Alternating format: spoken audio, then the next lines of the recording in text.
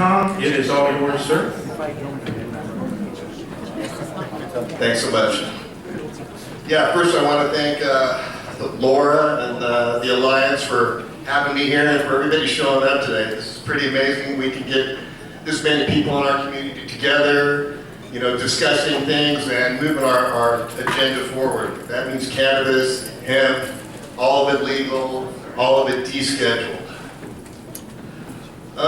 Laura asked me to come up here and talk a little bit about my history. This road's not an easy one. I've been doing this for 20 years. It's been an up and down road. You really have to be like Gumby and recreate yourself pretty much every day out here because the landscape is changing at a rapid pace. When we hear that the Walton family, Walmart, has owned part ownership in a collective in Portland, Oregon, you really start to get people's attention. I think it's kind of a tipping point when you have that kind of money and that kind of power entering our industry. It means it's game on. The days of the gray market and all that stuff are gone. It's really time to suit up and show up. As you can see today, I put on a suit because I'm here to play. Nice.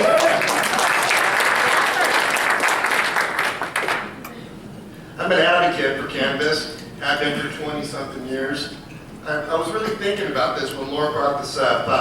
What really got you being an advocate for cannabis? Well, I've been a surfer, skater, downhill mountain bike racer, all around pretty much an action sports guy my whole life. And cannabis was our fuel. I mean, without cannabis, we weren't skating those pools, we weren't throwing ourselves off cliffs, we weren't throwing ourselves off the edges of waves. It's just not happening. So cannabis was our fuel, and my main passion was we spent so much dang time. How many of you guys spent half of your life, it seemed like, waiting for cannabis, right? To show up at the door, right? And then when it got there, it's not like you had a choice, you got what they brought, Yeah. So that really kind of motivated me at a young age to get out there and make sure that people had access to cannabis all the time. You didn't have to sit around and wait a half a day to pick up a half an ounce to go on a surf trip to Mexico, It's just, we need ready access, and that's really what's driven me about this. And really get involved in this cannabis movement, to really normalize it so it's not a hippie thing, it's not a drug thing, it's pretty normal, and that we shouldn't be waiting around for it. It should be readily available for anybody 21 years and older to go into a store, pick up what they need, hit the road, go do their action sports, enjoy their life instead of waiting around. Yes. So, let's see, I've been a landscaper my whole life.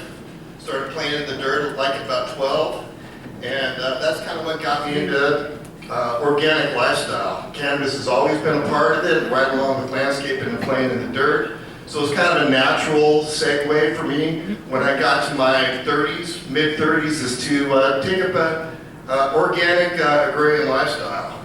So me and my wife dove into it. We actually met at a cannabis raid in San Diego. I got arrested for 448 plants in 1999.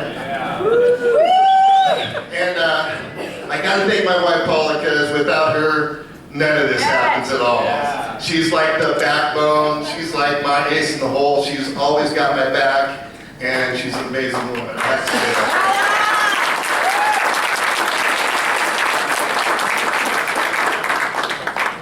So we had this idea, Paul and I, when we got together, that we wanted this.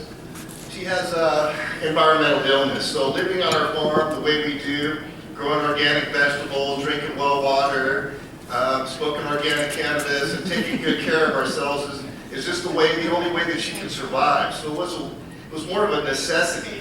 Even though we enjoyed it, it was a necessity to live this lifestyle.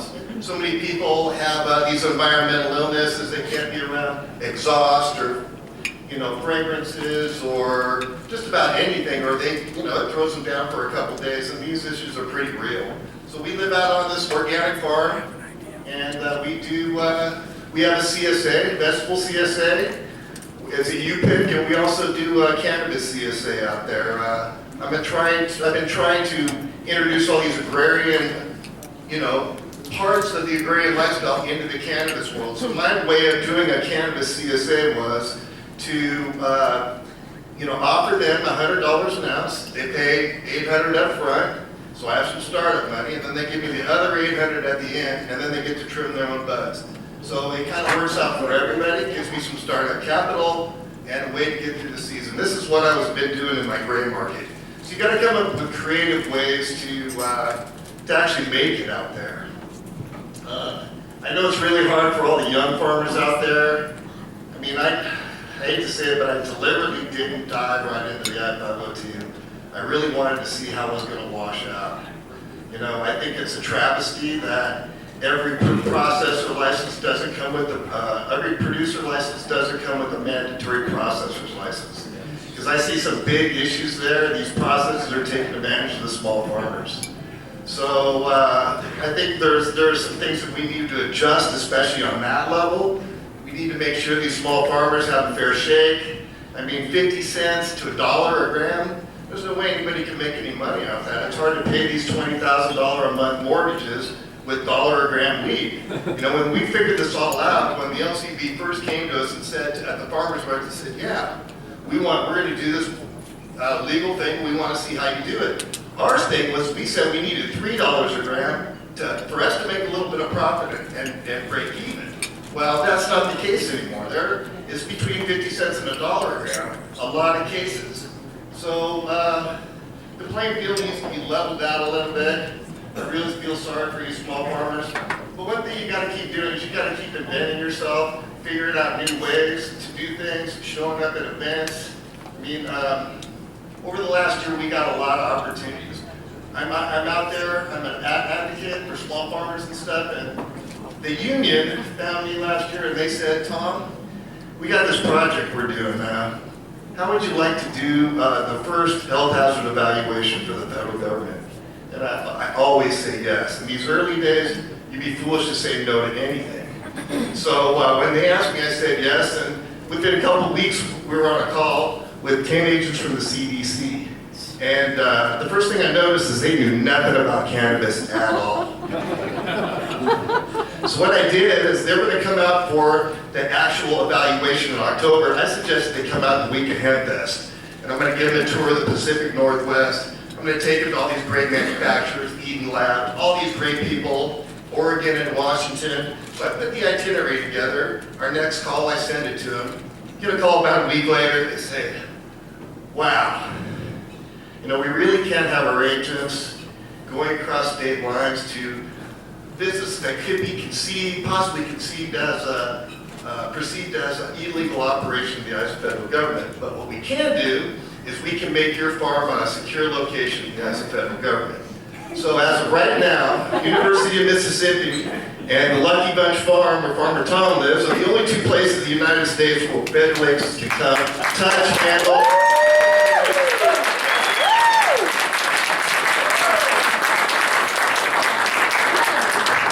So we were a little bit scared when this thing came up, you know? You got the DOJ, like, get a look over through every orifice of my body, guaranteed.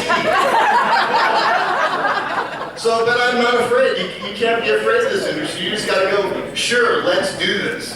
So they came in August, and Jedediah came up. We had a couple of lawyer friends. I had Goat Labs, Dana from Goat Labs, and JD from Skunk Farm Research. The three of us old guys got together and actually gave the federal government their first education on processing and producing cannabis. We gave them a 2-day deal. They loved it. We hugged when they got there. We hugged when they left. They go, I've never actually had a HHE client actually hug us. Generally, they have like 5 lawyers behind them and then 2 technicians wiping whatever they wipe. You know what I mean? So actually, you get a hug and get taken out for beers and have dinner. Although they did buy their own meals and we bought ours. You know, keep that protocol going. It was an amazing experience. I mean, I can't thank the union enough for picking me. I think we did a really good job as a bunch of old guys, showing them, giving them their first experience on a grassroots, small, organic farm. It was a pleasure. It was an honor to have everybody involved, like Jed and everybody. And it really really kicked some doors down. You know, it made people feel, wow, if I can deal with the feds, maybe I feel comfortable in dealing with the feds. You know what I mean? You really can't be afraid of this industry, and you really got to put yourself out there. Years ago, when we first got into this, I mean, it was taboo to show your cannabis plants or your grow on Instagram or any kind of social media, and it was highly taboo to talk to the media. Well, I took the opposite approach. I talked to any media person that would talk to me, and I show pictures of my cannabis and my lifestyle every day. Yeah. So things have really changed, you know, so you've got to take these opportunities, even these great opportunities, while they can last. We did the first outdoor cannabis tours of the world at our farm through Kush Tours a couple years ago. So it's a lot of saying yes, and it's a lot of taking risks, but in the end, it's way worth it. So I encourage all you guys to hang out there, keep on reinventing yourself. You know, this the NIOSH thing really has paid off for me really well. My big thing right now, and my takeaway from Las Vegas, is the need for standards. The need for standards is so huge in our industry right now. You have no idea. We take a quick look at the vape industry. They're going through huge problems right now, huge lawsuits and everything. And we use a lot of the same components that they use. I suggest that we get together. I've been, through this NIOSH thing, I've been asked to be a part of a national group called Focus. They've been put up by ANSI Standards to set the standards for the cannabis industry, and I'm honored to be a part of this group and giving them feedback on organic standards. And you know, we really do want to grow the cleanest cannabis possible, so we'll have customers back. You know, my big thing is nitrogen sealing. We have all these bags with 13% nugs that are zipped up. We know in 30 days that stuff's growing mold. So if that first-time customer smokes that moldy weed, you don't have a customer again. You lost that customer forever. Yeah. So nitrogen sealing is my big pet peeve. We really need to nitrogen seal everything. It lasts 6 months off the shelf, up to 2 years, sealed in perfect condition. So there's a lot of exciting things. The one thing I really want to talk about too, my last thing, I promise, is home grow. Let's hear it for home grow.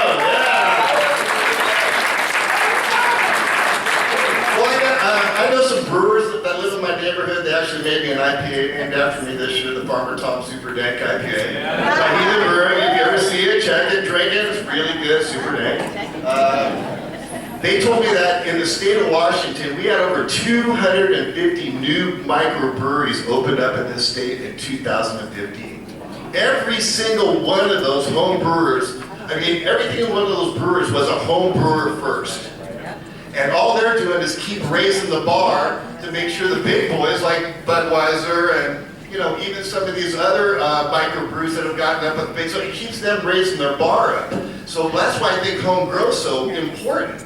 If we have home grow and we have these young people growing these exquisite buds and they take them in and they get some money behind them and they get to open up their own little, you know, legal store, then more power to them. It's really going to keep the checks and balances in place. Plus, we have Sunlight Supply. I don't know if you, I'm sure most of you know who they are. They're one of the world's largest cannabis and hydroponic fertilizer suppliers in the world. Well, they're located here in Washington State, so I really think Washington State would be stepping up their foot if they didn't allow home grow. You know, and if they really want to get rid of us medical folks, give us a 6-plant home grow. They'll never see us again. Guaranteed. Thank you very much. Have a good day.